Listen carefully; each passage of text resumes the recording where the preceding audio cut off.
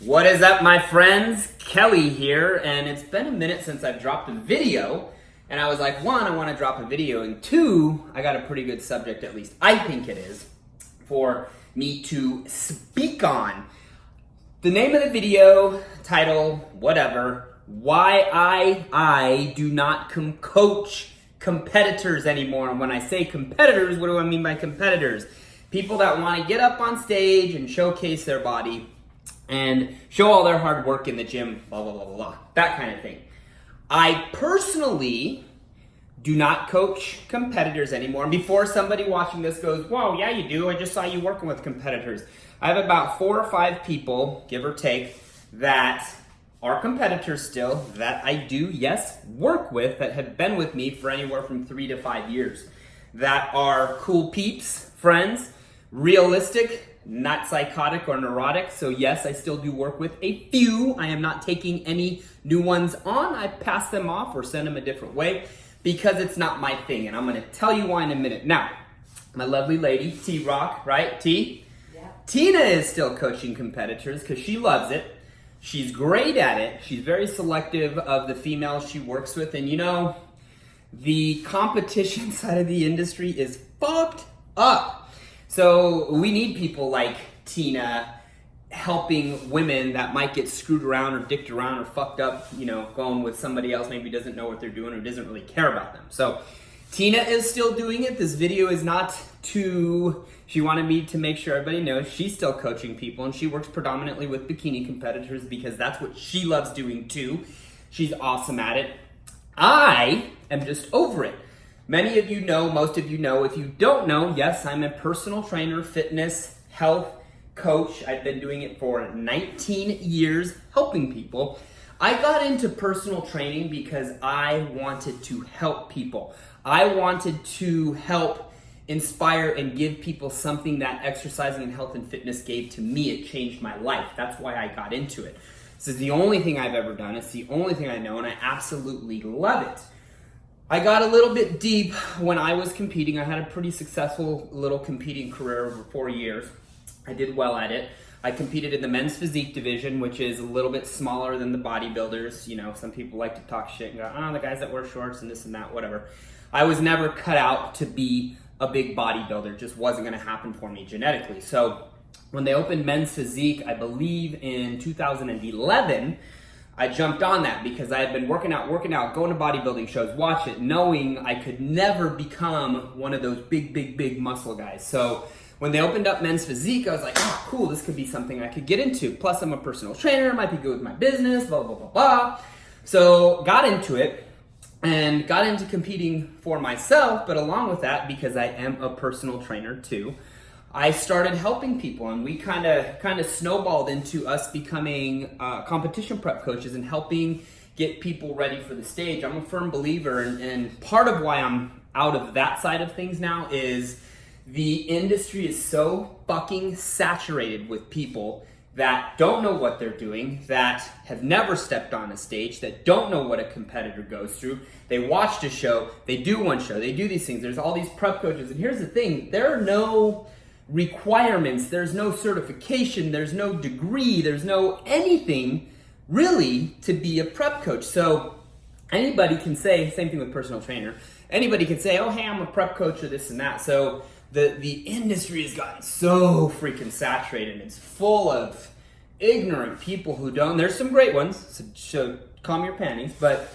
there's a lot of people who shouldn't really be doing it, and they're putting a lot of people at risk. So that's neither here nor there. I'm going to explain to you why I got out of it. That is part of it because I no longer wanted to be associated with a side of the industry that's not really healthy, okay? I went and saw my doctor today, one of my doctors that I see. I get my blood work done regularly every 6 months to make sure that my hormones and all those things are on the up and up. When I was competing, I was a heavy steroid user. And you know, people see on Instagram, social media, all these different things. They see these people that get really shredded, really lean, big. You can see all the muscles. They look amazing. They lose this weight in this time frame and all of this and that. And you know, some people think that that's healthy. And to be quite honest with you, for the cumulative whole, not everybody, because Tina, for example, she's sitting over there, she doesn't have to put herself through a shit ton of misery to get her body to the point where she needs to step on stage. I, on the other hand, did. I had to diet very, very aggressively. I used quite a bit of steroids. I did lots and lots of cardio, and there was no other way for me to get around doing those things to present the look that helped me do well. And some people can get away with less, yes, but most of the people that do this are gonna have to go through a lot of sacrifice, a lot of hard work, maybe do some things that aren't so healthy to achieve a look that you're going to present on stage. So everybody thinks it's just this kind of easy thing, you go through that. And for some people, it's gonna be easier. It's just like anything else. You know, some people learn at a different level. Some people lose weight or build muscle at a different level. That's the thing, not everybody, it's not one size fits all. So, you know, people see somebody get up on stage and go, wow, that's so awesome. And it's like, oh, healthy. And it's like, to be honest with you, when you see somebody that's really, really lean, 2, 3, 4, 5% body fat, a woman, 5, 6, 7% body fat, whatever the case may be, and you can see all the muscles, you can see striation, they're drawn in. To be honest with you, that's probably about the most unhealthy place the body can be. So I got into health and fitness for what? Health and fitness. And honestly, to impact and help people in a positive way. And what I found, and this again isn't for everybody, so I'm not bashing all of it, okay? I'm sharing my story. I found I was potentially doing more damage to people mentally, and sometimes physically, with what we had to do to get their bodies where they needed to be to win a trophy. I got into this industry to help people and to make a positive impact, not to take them backwards, okay? And what I found, and I worked with a lot of females too, what I found is when you take somebody from being kind of normal, okay, and you take them to this place that is not sustainable and it's not realistic, and you put them there and everybody notices and they look good and they feel good in that time, but it's not realistic, it creates a lot of mental issues, body dysmorphia issues, eating issues, borderline eating disorder issues. I dealt with some of that stuff. And to be honest, it makes, again, not everybody, but a cumulative whole of people starts to really fuck with their mindset and how they view themselves, how they view what they need to look at, how they think the world thinks they need to look. And I found I was running into people almost literally turning crazy, chasing this idea of a look or wanting to look a certain way at all costs. And I, as a coach, and a coach that wants to really truly help people, had to step back and go, look, man, I need to really evaluate what's going on. And am I truly helping people, or am I creating a bigger problem for people? Now, if you don't know about the competing sport, you may not have any clue what I'm talking about. If you do know about it, I can almost guarantee you're gonna go, yeah, there's some validity to what that dude's saying, okay? And again, I can't preface every single person because that's not the case. Again, I had horrible experiences with competing. I developed eating disorders. I used lots of steroids. I messed up my hormones. You know, I had to grind my body out to the point where I was worthless to look really good on stage. If any of you know what I used to look like, I would come in super, super shredded, skin over muscle. But I paid the price to do that. Someone like my lovely partner, Tina, she puts in the work, she works hard, she does everything she needs to, but it's not a far stretch for us to manipulate and do the things that we need to do to have her body ready. And the other thing is with this, and the way the sport's going now, another reason I don't want to be involved is people are so unrealistic with their ideology of what can happen in a set amount of time, whether it be, everybody thinks, oh, 12-week prep or a 16-week prep. Yeah, maybe. I used to do 18 to 20-week preps, and I came in good. I could probably get away with the 12. It may take you a year or two, and you know what I actually tell people is they go, Kelly, how long are your preps? I'm like, 25 years, okay? That's how long it's taken me to get here. I didn't even have the muscle built to compete until I was in my early 30s. It took me that long with decades of steroid use. So, you know, people think, here's the thing, like genetically speaking, genetics play into this. it doesn't make or break you, but it's going to make the journey easier or harder. And that's one thing people understand. And the other analogy I always use is not everybody's cut out for the sport, okay? For a body pageantry sport, if you will, because, you know, we're all built so differently. So some body frame types do not lend themselves nicely to the sport of aesthetics competing. You know, if you're built a certain way, no matter what you do, your body may not have the look that those judges are looking for. And you have to understand that. One of the analogies I always use for people is, I am, nor will I ever be, a defensive lineman on a football team. I'm short, I'm 5'6", I'm not very big, okay? I'm never gonna be 6'8", 275 pounds smashing through walls. It's not gonna happen. No matter how bad I want it, no matter how much drugs or steroids I take, no matter how hard I work, no matter how much weights I lift, that may not be the thing for me, and that's okay. The thing is to find maybe something that you're more well suited for. And what happens is these coaches that don't know what they're doing, they take these people with these unrealistic expectations, they do all this shit to their body. These people get messed up mentally, physically, emotionally, and all these different things, and then they wonder why this happened like this, or they don't do good, or blah, blah, blah. And it's like, maybe you really kind of never should have been in that anyways. And that's one of the things I had to start doing too, is I started turning people away, because it's like, look, you know, I'd have somebody come in, male or female, and I'd look at their bodies, and it's like, you know, yeah, you look okay in the gym with the shirt on, but remember, you have to showcase your body. You may be a year or two in the making before we can actually talk about you doing well in a show, if you want to place. Can anybody get up and do a show? Sure, but I don't know why you want to waste your time, your money, and your energy getting up and doing something that you're not really that well cut out for. It's like, I'm not going to go out and play football with a bunch of guys and go, I'll be the defensive lineman for you guys, and they're probably going to laugh at me, right? So there's a lot of, that's part of the reasoning there, is I found that I wasn't truly helping people the way I wanted to help people. And also, we now, thanks to social media, live in a highly, heavily narcissistic society, which means everybody's basing so much, and don't get me wrong, because I've gone through it too, but everybody's basing so much on how they look, or the attention that they can get for how they look, versus the character of the person they are.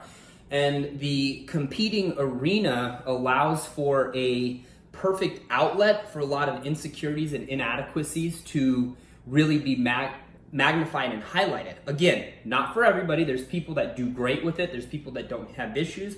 But I'd be almost willing to bet if you were to poll 100 different competitors, doesn't matter which level that they are at, the cumulative whole of people would say there's probably been more problems with trying to pursue that sport than there is with actually being successful at it. So the reason I quit coaching competition clients, and yes, I have a few, and I love you guys if you see this, is I was dealing with insecure people a lot of times. I was dealing with egos. I was dealing with putting people as a professional maybe in the not the safest place they could be for their body, not the safest place they could be emotionally, not the safest place they could be physically. And again, if you know what I'm talking about, you know what I'm talking about. You know, there has to come a point, especially in certain sanctioning bodies, which I'm not going to mention, that, you know, steroid use for men and women is a taboo thing. It's there, it's known, but it's not really spoken about. And there comes a point too, you know, when someone goes, do you think they're natural? Or how can I look like this? Or I take the natural guy, put him through a show because he doesn't want to fuck with steroids, which is cool, and he gets fucking dominated by everybody. And I go, here's the reality, bro. Here's the truth. And you know why I know? Because I know and I've gone through it. So for me, the reason I wanted to touch on this is we went to a bodybuilding show a couple weeks ago. I've been out of the little scene. It's a small scene in Arizona as far as the fitness coaches and competitors and all that. I've been completely out of it. I don't go to shows. I don't work with very many people in that regard. And I had so many people going, what happened? What are you doing now? It's like, I'm doing the same shit I've been doing for 19 years, helping people. I did not build my business on competition prep coaching, and my business does not live, die, and thrive on competition prep coaching, but I was amazed. I probably had 10 people or more at the show that I hadn't seen in a while that I've got a lot of love for, respect for, like, hey, what's going on? Why aren't you doing this anymore? And I had to explain all the different reasons. But in short, what I found for me is I wasn't positively impacting people and helping people. To a certain degree, I was creating monsters. People with unrealistic expectations, further predicated by a sport that feeds you more and more and more of this, that you have to look a certain way. I was seeing people start to deal with body dysmorphia issues when, the show's over and you go back to looking normal because you're not doing all those things it took to get there. It was never good enough for them. And I went through the same thing. And I know it took me a couple of years, no joke, to get kind of mentally balanced out to go, dude, you look okay even though your abs aren't always showing or you're not full of veins or there's not striations everywhere. So, I personally went through a lot of stuff. I got tired of the talks over and over and over when somebody doesn't do good in a show, okay? That's the other thing. When you get in front of a panel of anywhere from 5 to 7 judges, whatever it is, it's a subjective sport. And what do they say with any sport that's judged is it's subjective. You never want to leave it to the hands of the judges in certain sports. With this one, it's all left in the hands of the judges. So you've got 5 to 7 different people with the point of view looking at you saying, yes, you're good or yes, you're not. You may very well be the best, but if they don't think you're the best, well, then guess what? You're not the best. But I found myself too having the same conversations when people were so broke down because they didn't get a placement that they wanted. And it may have nothing to do with the way they looked. It just was the way the judges received them that day, Not everybody's got preferences, Me, you, 10 other people, Tina, we could all look at one person. We're all going to have different points of view of that person.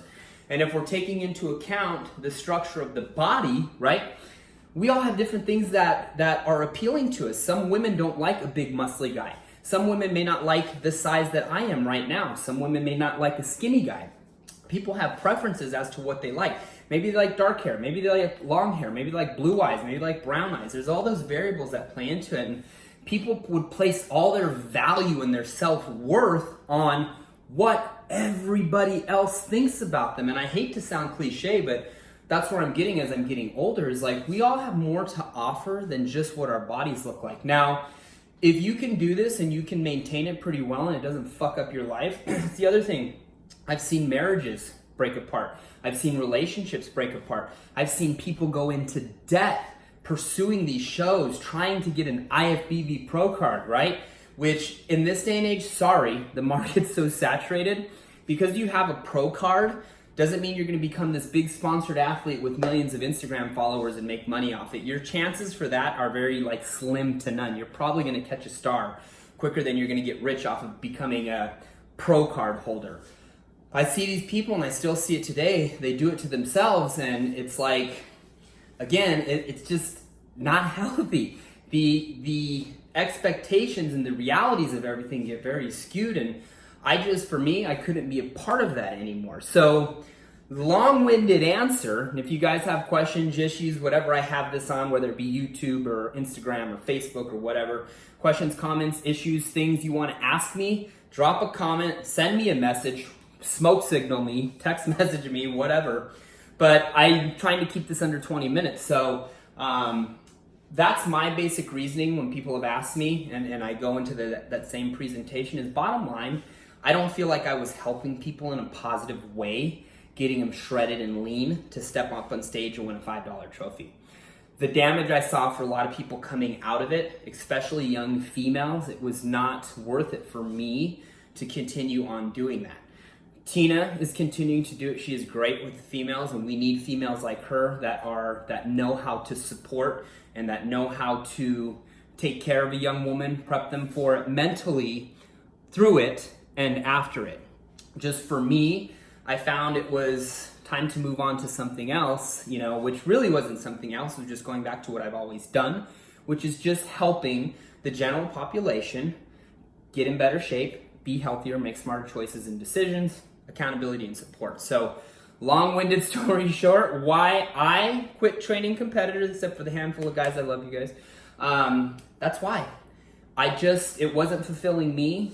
I wasn't positively impacting people, and I had to really evaluate that and what was really important to me. And what was important to me is building people up, making people healthier, making people stronger, giving them longevity, not chasing this kind of fairy tale thing of being the best looking person and getting a pro card and doing all these things. So that was that. If you guys want to drop me a comment, question, message me, I'd love to chat more. Drop these videos as I feel them. So thank you guys. Later.